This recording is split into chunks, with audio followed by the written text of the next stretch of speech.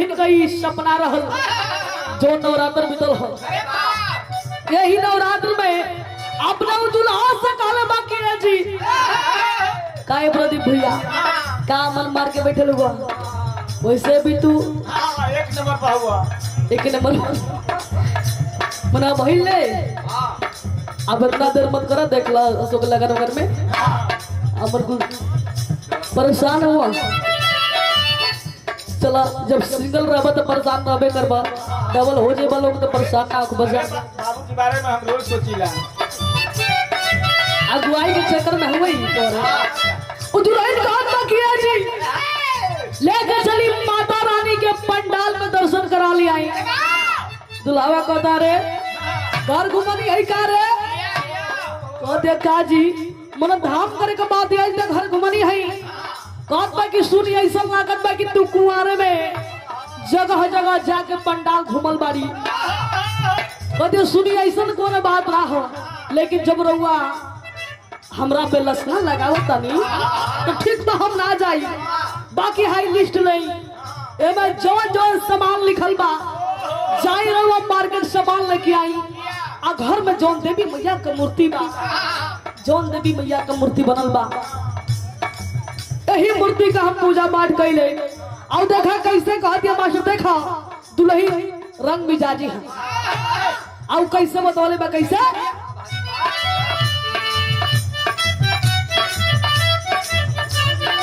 ये कहा दिया होते सवेरे पिया जय हो बजरिया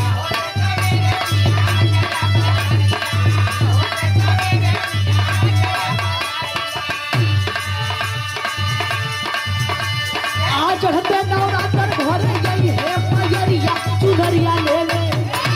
आरा से ये सैया चुनरिया ले ले आई है वो गने ना हो। अरे काहे रोक दिया जा वो गने ना ना भाई जैसे रोज होला वैसे। हां तो रोज कैसे होला मैं चुनरी लेके भक्ति भजन में जगने को हत रहले मन कहत हो कि वीडियो में हां तब ले का हम ऑडियो में है हां मन झूठे लोग कैमरा वीडियो ले बा। अरे ना भाई जो ना यूट्यूब पर अपन चुनरी का कमाल देखले बड़ू भक्ति भजन में यूट्यूब पर मन आग लगा दिया जा। हां त यूट्यूब वाली फाइल खोलत अपन। अरे मन स्क्रीन टच का मोबाइल है का यार मोबाइल से कम बड़ू का तो तू ऊपर से करिया नहीं खा भीतर का करिया बारे यानी इनका कहे का मतलब ई बा कि जैसे यूट्यूब पर कहीं कहीं ये चुनरी का कमाल देखे के मिलत है तो वही रूप में आ जा मन मन बजना ए भाई देखा हमरा नाचे ना आए वाला काहे न मान ल जा तन सब प्रयास करो। हां सबकर विचार बात नहीं मेहनत करो प्रयास कर तो और लई मन आप लोगों का विचार बा हां हो और लई हां तब का चश्मा में से तक का करबा दुनिया रंगीन हो गई तो भाई काका का मन काहे के कम रही मन सबका विचार बा उठ ले ना चला भाई ओढ़े तनी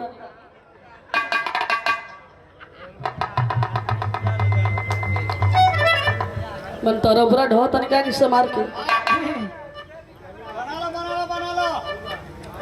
अरे मन बना मन काहे ऐसे ऐसे करता रहा ऐसे तरह का होता हां बुझाता कि लार चुइयो का ना मन बजा अरे बा माल बा आप तो हम एकदम ना हो रहा आप तो एकदम ना हो रहा यार पार्टी का आदमी हो के इतना बड़ घटिया अरे भाई हमरा का पता ना लगे तू इतना बड़ घटिया हो गइला अरे का करबू खानदानी आदत है। हां खाता ये बातें बा हां मन बोलबो अगर बोल दे तो देखा तो रोड जोन बा दोनों हाँ। 48 से 6 हां यही मत लइका दे ही ना धइलस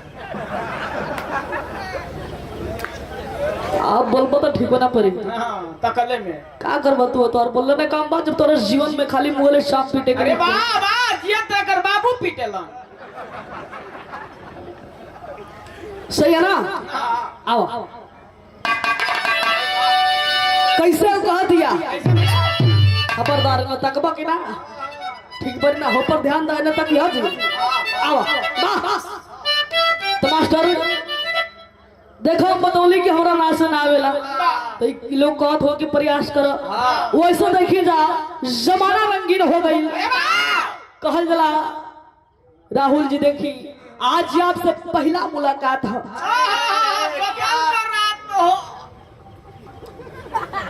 मरा यहाँ कत्ल करे ले जब निकल अरे भाई पहला दिन हो पहला मुलाकात में तरी ई होला कि न जाने वो कैसन होई है कि न जाने वो कैसन होई है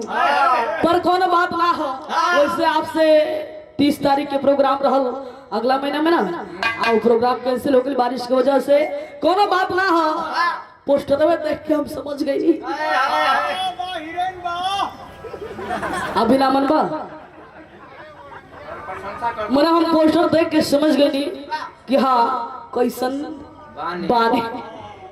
तो आज घबराए के ना हो कि नहीं खे देखे कि हाँ का सीखे के बा चाहे का कम बेसी बा चाहे भाव तो का हो एकदम सीधे डायरेक्ट चले के अब कैसे बताओ देता देखो कहल जाला कि नाचा गावे तुरंता राहुल जी तो साफ ध्यान दे नाचा गावे तुरंता वही का दुनिया राखे मान आज ना नाची खाली संतऊ लाइन में चली जवन गवैया ना नची हतनी मनी करताल में तो मूर्छा लगे जाई अब मास्टर इतना कई लोग देख रहे कि भाती भी खुल घुस जाता हूँ मुष्टि आओ कैसे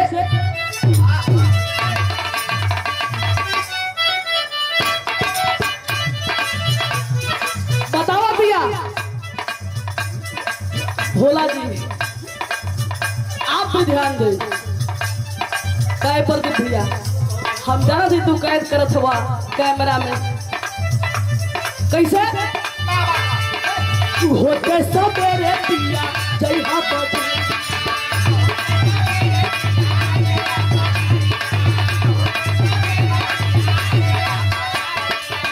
मैंने सही बात ना उदास रखे ना लागत सही है ना हाँ तो बड़ा महंगा है का दाम बहुत महंगा है इना के खाली बस हाथ डाल के मिस के छोड़ दिया जाए ऐसा ना होके आओ कैसे होते सबेरे पिया जय हाथ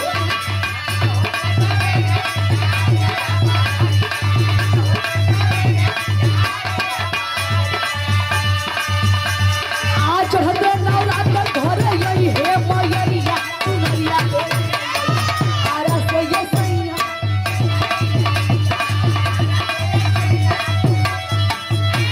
सुनरिया ले ले यही है सुनरिया ले ले यही है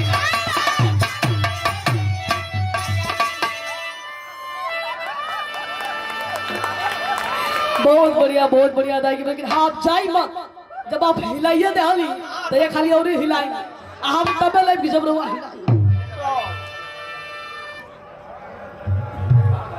और यहाँ परम सम्मानित यशवंत यादव भोला जी देशम के जवान आपकी ओर से मिला जो आप विधायक के बहुत ही शुभ चिंतक प्रेमी है 251 रुपए का पुरस्कार यानी ये भाव पर मिलन आशीर्वाद की कामना आप खड़ा रहे बोल्ड बॉडी है देखिए मैं आपका प्रशंसा कर रही हूँ बोल्ड बॉडी है लेकिन अदायगी भी गजब है आपका गजब बिरहा कलाकार वैसे आपका कजरे बताओ था कि आप बिरहा कलाकार है बिरहा कलाकार में काजल वजल पूरा लगा के व्यवस्था से आइल अरे बात तई पहनाए वाली सुई न ले ले बा हाँ 10 रुपया का झील ली हां भरना तो ही ले अब फिर जाके अब कैसे आ जाए हिलाई कैसे अदायगी नहीं होते सबेरे पिया जय हो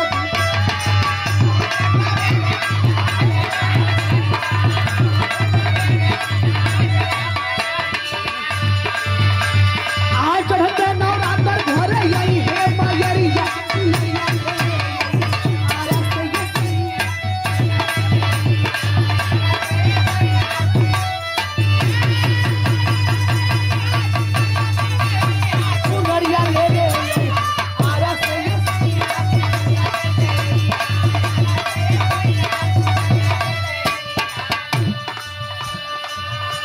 और सुखी देखें आप नाम नहीं बताए लेकिन आपका डांस गजब है जी परम सम्मानित आप परम आदरणीय रामा शंकर यादव जी हाँ, करियाई दरवा ऐसा माजता हाँ बुझाता कि थ्रेसर का पुलिया ही अगर 2-4 किलो गेहूं रखा जाए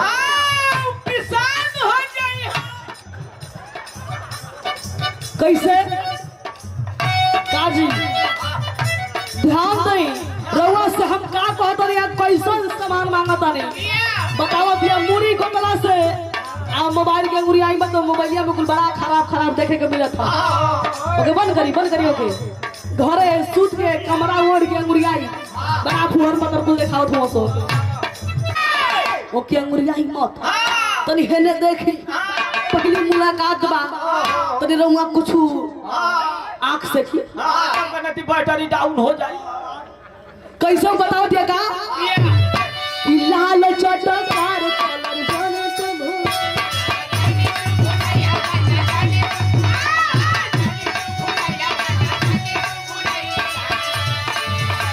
आ जाई के दरजिया से बतला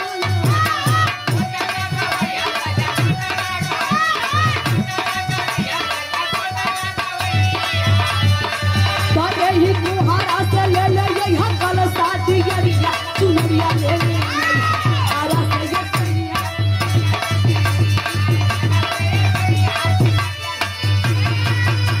चुनरिया ले यहाँ चुनरिया ले यहाँ चुनरिया ले आरा से ये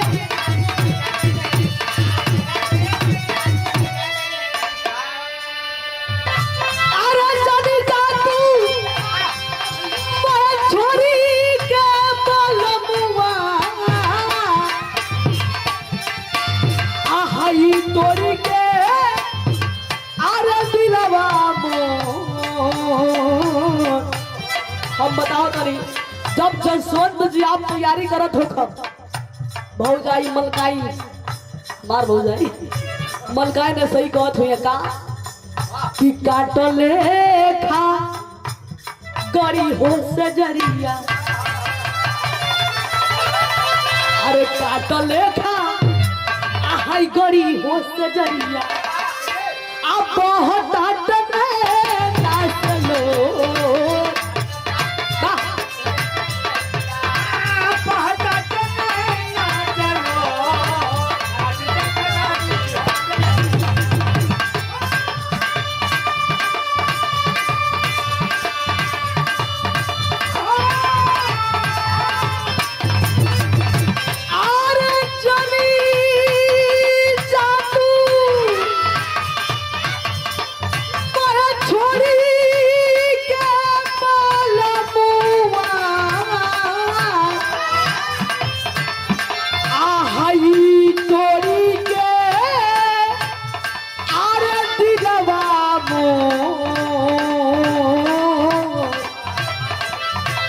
काटले